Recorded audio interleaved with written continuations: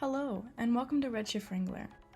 Today we'll be looking at the specific tasks you, as our citizen scientists, will go through on your journey. So let's jump right into task 1. In this first example, we see what we were going to call a 1D spectrum and a 2D spectrum. On the top, with the little lines that have the little spikes, that's going to be a 1D spectrum, and then the gray box with the bright stripe in the middle is going to be the 2D spectrum.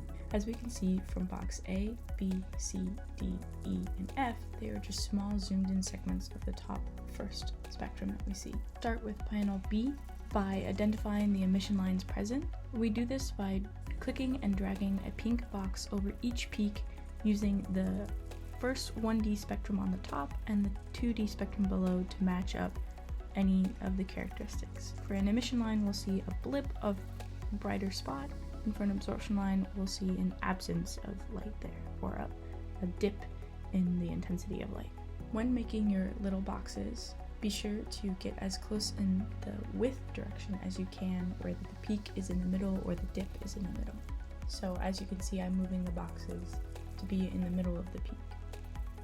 Moving on to the next part of the spectrum, box C, or panel C, we see that this is an example of an absorption line.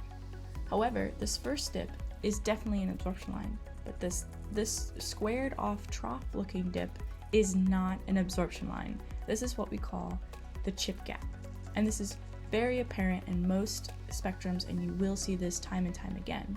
The way we characterize this is by the square bottom seen at the bottom of the dip.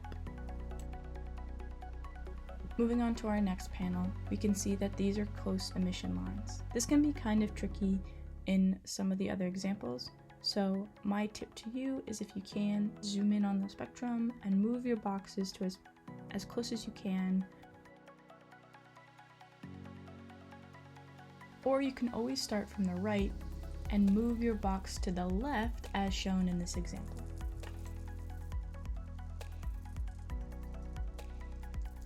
Moving on to our next example, we see a pretty noisy, gross looking spectrum, but actually there's some hidden gems in here.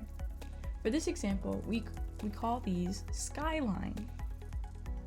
So these skyline, we can see that in the 1D spectrum above, are pretty peaky and they're very jagged, and then we go to look below in the 2D spectrum, and it is also really jagged, where the lines completely go from the top of the 2D spectrum to the bottom of the 2D spectrum. And this is very, very characteristic for skylines. However, we can see that in panel E, as well as there are skylines at the end of the spectrum, there are also 2 emission lines hidden before them. And this, as we can see, is characterized by the 2 little blips next to the straight up and down jagged lines. On to our next spectrum, we see this one is also kind of noisy. And really, there isn't much to identify in this spectrum. If we look at some of the panels, they look like they could have peaks in the 2D spectrum that correspond to something that's happening in the 1D spectrum, but honestly, there's nothing really to characterize here. There are no emission or absorption lines present. In our last example for task 1, we see another noisy spectrum. And unfortunately, it does look like there are some absorption and emission lines present here.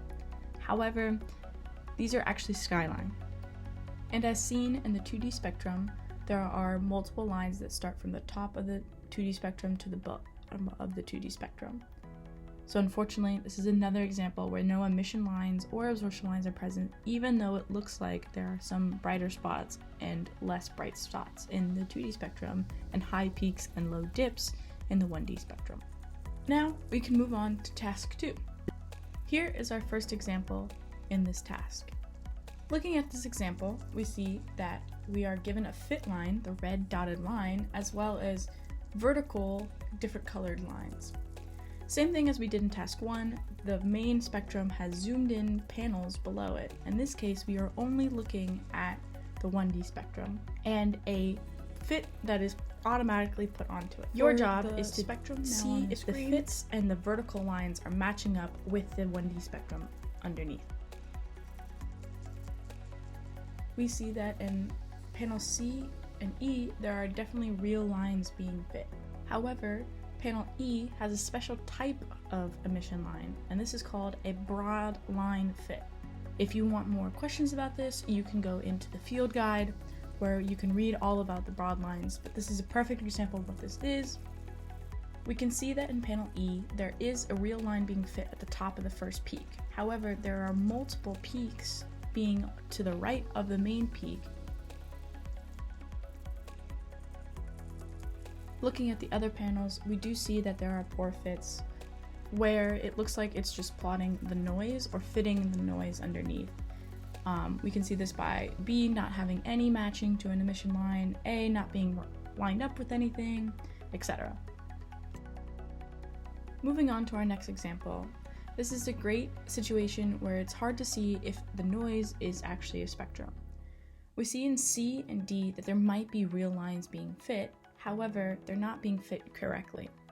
So C and D are real lines for sure, but then they are poor fitted where the height of the fit does not quite meet the height of where the emission line could be.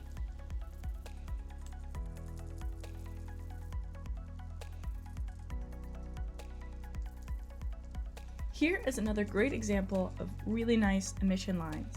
We see that in A, D, E, and F panels, there are real lines being shown. However, there are no broad lines and there are poor fit panels in A and F, where there's a slight height issue and the height of the red line fit doesn't match the data.